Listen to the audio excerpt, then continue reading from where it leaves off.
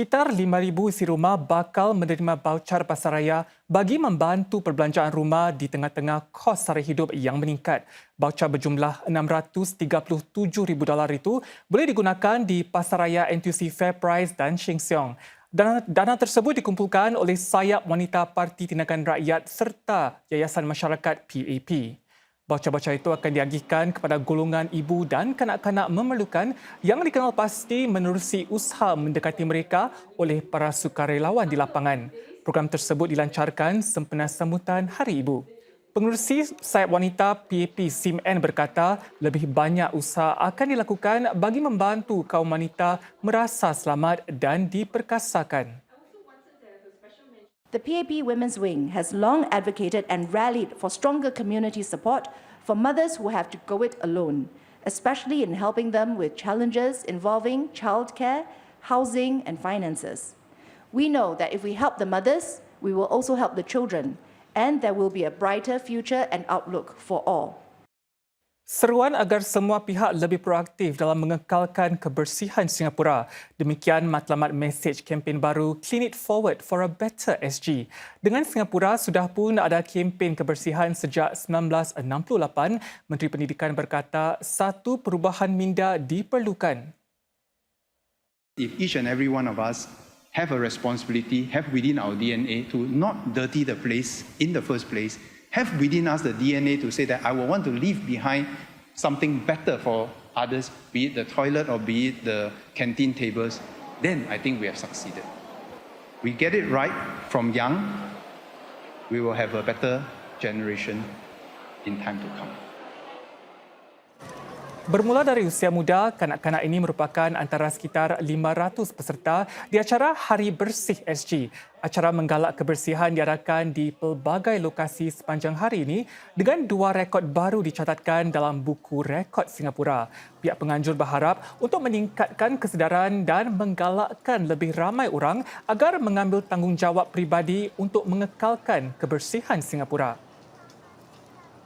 Singapura sedang meningkatkan kepakarannya dalam bidang kecerdasan buatan atau AI bagi memperkukuhkan pertahanan digital negara. Satu perjanjian baru dimeterai antara Program Nasional AI Singapura dengan Perkhidmatan Digital dan Risikan Angkatan Bersenjata Singapura atau DIS. Perjanjian itu akan menyaksikan kerjasama dipertingkat dalam bidang-bidang seperti mengenal pasti bakat dan peningkatan kemahiran.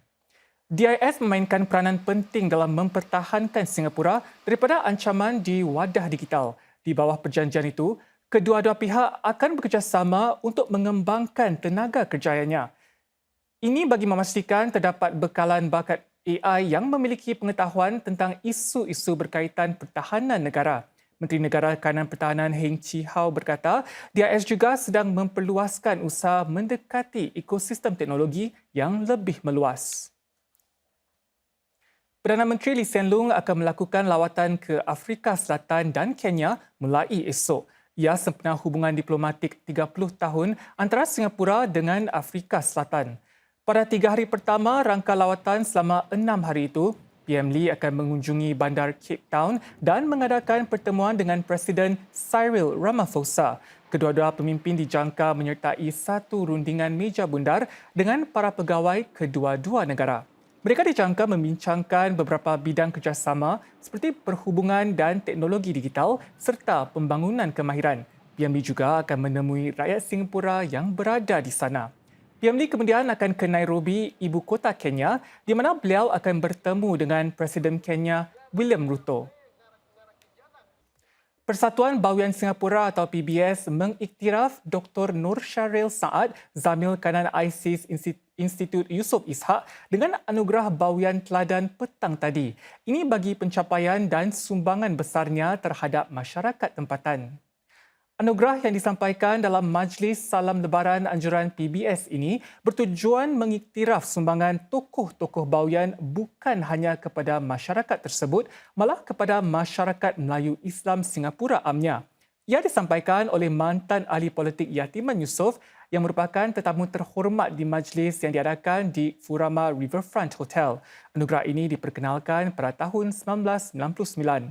Dan kali terakhir, Persatuan Bawian Singapura PBS menganjurkan anugerah bawian teladan ini adalah 4 tahun lalu. Saya berharap dengan pengiktirafan ini, ia dapat mendorong lebih ramai di luar sana untuk membuat kerja-kerja kemasyarakatan.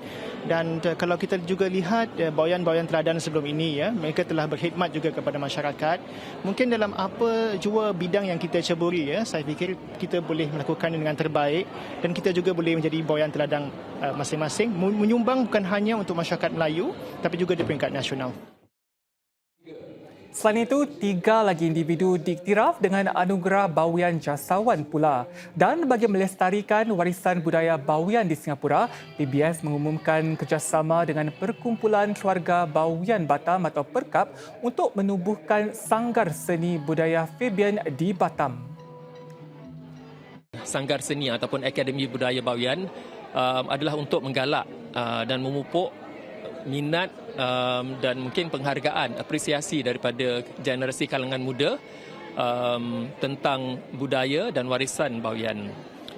Dari situ, insya-Allah kita akan mengadakan daripada pihak PBS dengan pihak PERKAB untuk mengadakan exchange program di antara anak-anak muda di Singapura dan di Indonesia.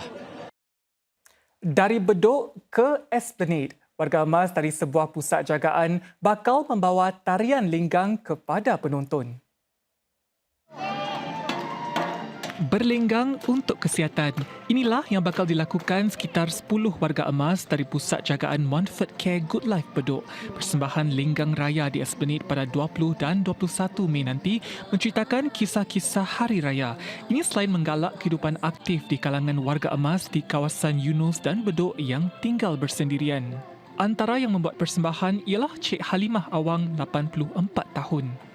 Saya kalau duduk dalam rumah, nanti saya buka radio, nanti ada lagu tu, saya ikutlah kat dalam rumah tu, saya kunci pintu, tak ada orang kan.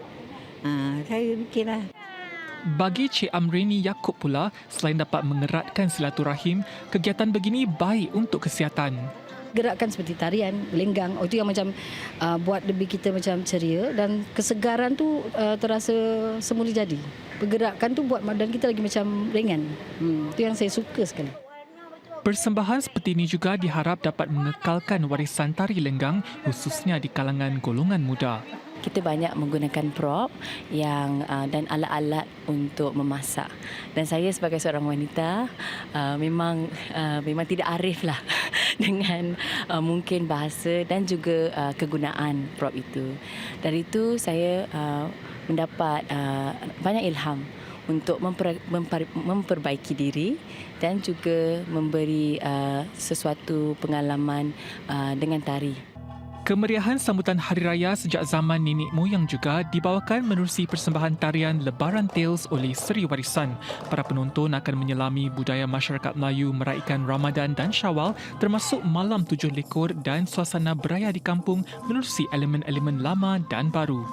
Yang tradisional, yang Melayu, kekampungan, gotong royong tu memang mesti ada. Itulah kita Seri Warisan yang masih terus mengekalkan tradisi, tapi dalam masa yang sama kita ada persembahan seperti lagu nyanyian, lagu-lagu hari raya hari ini, yang pop music dan sebagainya, di mana kita nak tunjuk the balance of dulu dan sekarang. 3 sesi persembahan ini boleh disaksikan secara percuma di Teater Luar Esplanade pada 18 Mei mulai 7 malam.